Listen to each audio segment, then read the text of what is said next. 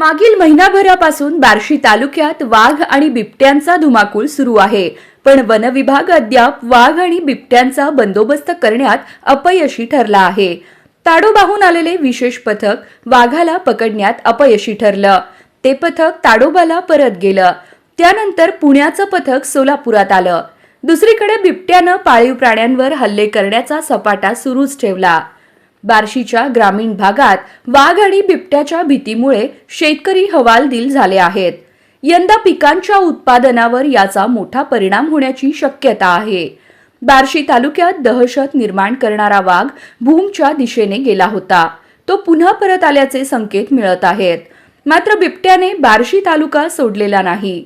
हे धस पिंपळगाव येथील पाळीव प्राण्यांवर झालेल्या हल्ल्यानंतर स्पष्ट झालं आहे. बिबट्या आणि वाघ महिनाभरापासून बार्शी तालुक्यात फिरत असतानाही वन विभागाला अद्याप त्यांचा बंदोबस्त करता आलेला नाही. बार्शी तालुक्यात वाघ आणि बिबट्याची भीती कायम आहे. यामुळे वाघ आणि बिबट्याचा लवकरच बंदोबस्त होणं गरजेचं आहे. वाघ आणि बिबट्यांचा बंदोबस्त न झाल्यास शेतकरी आणि ग्रामस्थ आक्रमक पवित्रा घेऊ शकतात, अशी परिस्थिती निर्माण झाली आहे. प्रशासनाने तातडीने उपाययोजना करावी, अशी मागणी नागरिकांकडून केली जात आहे.